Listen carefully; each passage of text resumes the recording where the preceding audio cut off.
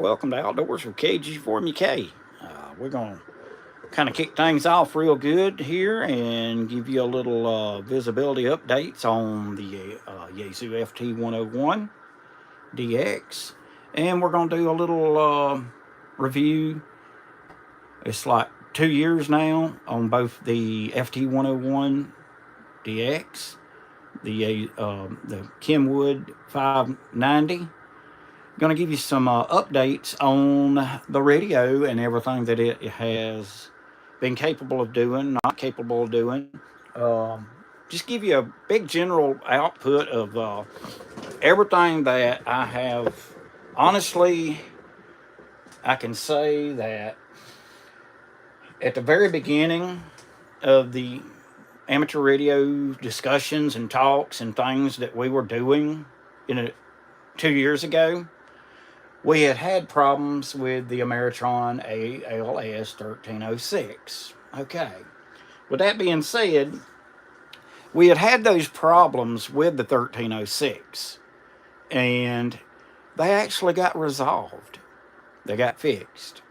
We did find out what the initial problem was with the 1306. The 1306 had a cracked MOSFET, and once they replaced it, and they took one of the coils and kind of stretched it a little bit to kind of fine tune it to a certain frequency preference, because it was slightly giving off a slight harmonic that with the cracked MOSFET, it was getting into that one tuning coil, and it was causing it to actually take and get a little out of balance. And then when it got out of balance, it was taking and kicking the amplifier off.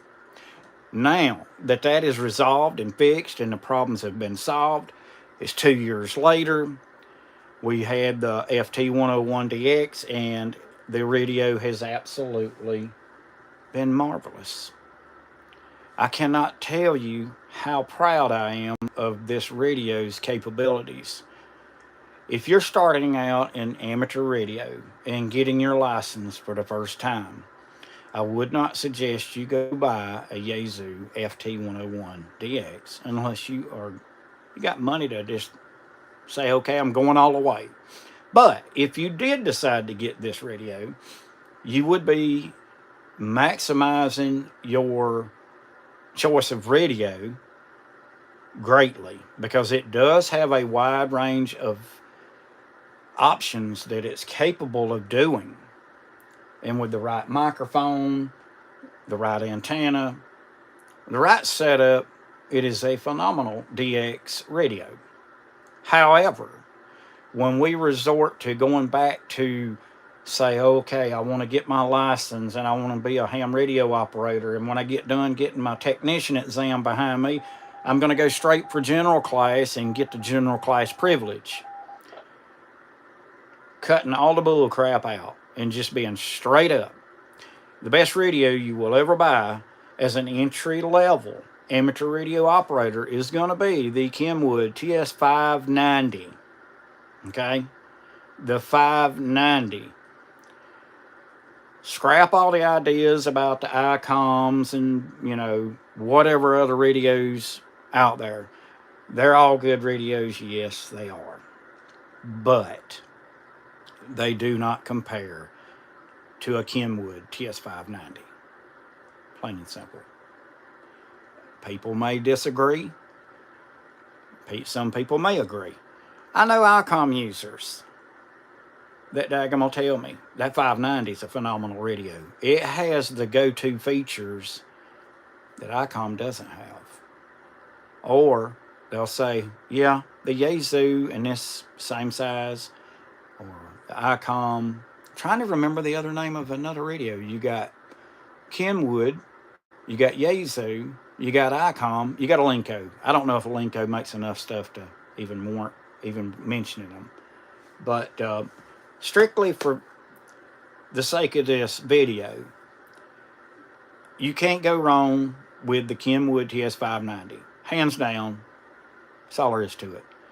Save up your money. You get your tech license, turn right around and start popping that daggum general test and get that general class license under your belt. If you go to get a radio that you want for an entry level radio, you have the Kenwood TS590, which I highly suggest. But if you want to do something other than that, Yaesu, the FT710. Highly recommend that radio. It is a very good choice. If you don't want to spend the money for the big boy, get an FT DX10. Both the 710 and FT DX10, phenomenal radios. If you want something that's mobile, I would go with the 710 before I would go with the Yaesu FT991. And the reasons why is the Yaesu FT991A, it's starting to become, and is, old technology. And with that being said, on old technology, the Yaesu FT710 would be my choice. But if you're wanting that mobile operations and you want to have the best of both worlds and have everything in the box like you could really want, I would say look into the FT, I think it's a FTX1, which is just the head. Now, if you order the FTX1 Optima, the Optima has the amplifier that connects to it. So it's like a detachable face radio then.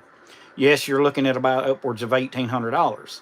But there's a separation kit that just became available.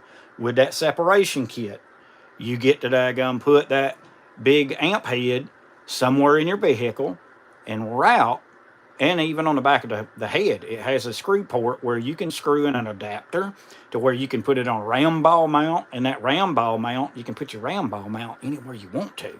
It's a win. Yes, you're going to spend about, I don't know the exact price, but you're going to spend a little bit for the control cables and everything. But they're the correct cables. Some of these guys about a month and a half ago when the radio first released were making their cables, which, yeah, I know ham radio is all about making your stuff, and that's fine. It's part of the hobby. Just buy the cable kit. The separation kit takes the ease out of, once you get that thing mounted in your four-wheel drive, your van, your truck, your car, whatever you mount that radio in, think of it this way. You have the radio, you have the amp, you got the control cables, and you got the spare batteries. And I do mean have an extra spare battery. Then have your field wire antenna. You can drive to a location, put all that stuff in a little bag, take off, go hiking, have your little fold-out table or whatever, one of them little net fold-out tables, they hardly weigh nothing. You can literally throw a wire up, and you can take and talk off of that little head. And you got 20 watts of, I believe it is, output power, which you can't beat that. You're up on a mountain, up on a hill, got a little wire antenna up. You just packed your radio, went up there and talked, made a few DX contacts. You hike your way back to your vehicle. You plug everything back up, and you still on the radio. It's a good feature. It's a good layout. Yaesu, I have to give them kudos for that. And I do not have one of those radios. I would love, oh my gosh, would I love to do a review on the Yaesu FT1 Optima. And it come with all the options that they have available for that radio. That would be a surefire way to really say, okay, this radio is a good radio. Reading and watching some of the videos from some of the companies, I see certain things that I really like about that radio, but I don't have ownership or possession of one to actually do the test on it like I would like to. If I had it, I could give a review on it. But Yaesu FT101 or the Yaesu FT-DX101MP, the 200 watt model, both are phenomenal radios. You'll definitely enjoy those radios. But if you are a new entry-level ham radio operator and you're getting into the ham radio hobby for the first time, I suggest highly save your money, knock it out, be done with it, get the Kenwood TS 590, and you will be happy, severely happy. That will actually be the first radio and the last radio in HF that you would ever have to buy. And to make my point clear, I've been a ham radio operator for 22 years. That's the first radio that I ever bought. Over 22 years ago, I bought this radio. It was my first radio. It still operates. It still communicates. It still works. Yes, I take it to the doctor, a friend of mine, and I have it serviced and make sure everything's all good on it. I'll operate it for a few months, and then I'll go back to my Kenwood. I use this radio, the 101, for mainly DXing. But when I want to just talk and have a good time and talk local, I'm always on my Kenwood 590. And nobody out there can tell the difference between that radio right there and that one, other than two things. One, but with the microphone by itself and the way the EQ is set up in this radio has a phenomenal fidelity of real rich, pure, studio quality audio. It sounds like the 100-watt radios running 300 watts. I mean, that's the best way I can put it. Kenwood TS590 has that same wholesome, clean radio sound on the other end. Same sound, same quality, same respect. I'm always going to love Kenwood no matter what. But the FT101 is my DX radio. Okay? Even though I have worked with all three of these Kenwoods that's sitting here. There's the first Kenwood 570 SG. There's my Kenwood TS570. And there's my new Kenwood TS590. This is a Howell Gold Elite microphone, and I absolutely love this microphone. It's a very phenomenal microphone. And everything about it is, I mean, it's awesome. Yes, these last few videos that we made over the last 2 years, we had some issues, we had things happen, we got things fixed, we got everything back on the air. I've been having some things that's happened here that has restricted me from being on lives, being on the radio, or having time for working with the amplifier. Thank you that the amplifier got fixed. Ameritron in Starkville, Mississippi, I think it is. Yeah. They fixed it. They got it fixed. It was a cracked MOSFET, coil a little bit out of whack. No big deal. It was down there a couple of weeks. Got it put on the bench, got fixed, got shipped back, no problem. And I have operated that amplifier ever since day one, and it's been just a little bit over a year now. And that amplifier has not failed me, not once. Not once. I can run it on any of these radios. I can run it on the Yaesu. It performs flawlessly. But as an entry-level amateur radio operator, as a technician class, I know this is going to be harsh and sound bad, but hear me out or chew me out. It don't matter. Stay away from the cheap stuff. I mean, I grant it. Yeah, if you're on a budget, that's fine. Baofangs, all them radios, they're not that great. They are not that great at all, okay? Let's get real here. The Japanese make the best radios. Yaesu's Japanese, Kenwood's Japanese. You're not going to get anything any better. The Japanese people, they make the absolute best radios, bar none. Okay? I would give anything if I had a Kenwood 890. I'd love to have a 990. I would love to own every Kenwood radio that Kenwood over in Japan has made in these last 14, 15 years. Or 10 years, or whatever it is. They just got the quality, and it's just unbelievable. I would love to try out the Yaesu FT1 Optima. I really would. I would really love to test that radio and give my honest opinion and review on that radio. That is something that I would truly love to do. I wished Japan Kenwood plant. I've been doing research and I'm not finding nothing on since the plant burnt and the chip shortage happened and COVID and all that. I wish that Japan's Kenwood plant would come out with a new radio. I wish that Kenwood would produce a 6 meters to 160 meters HF that is large enough but small enough to actually be able to use it in a mobile with a detachable face and a separation kit. I have put off buying the FT1 Optima. And the reasons why I've put it off, because I'm hoping that Kenwood would come out with something that matches or surpasses the FT1 Optima. That's what I would love to see happen. And that's why I won't buy anything right now, because I'm hoping that they will come out with something really nice. But other than that, I love the hobby. Been doing it for a very long time. They're everything from antenna building to troubleshooting to rebuilding things or patching, fixing, trying to get antennas back up that fall during a storm, trying to repair stuff, trying to build antennas, putting a tower up, putting antennas on it, putting them, all that stuff. It's all a fun hobby. I enjoy it. I love it. I don't get to do enough of the hobby, but in all, I hope that each and every one of y'all that are out there searching for something and you want to get into the hobby, join Google. Use Google. Google search engine is good.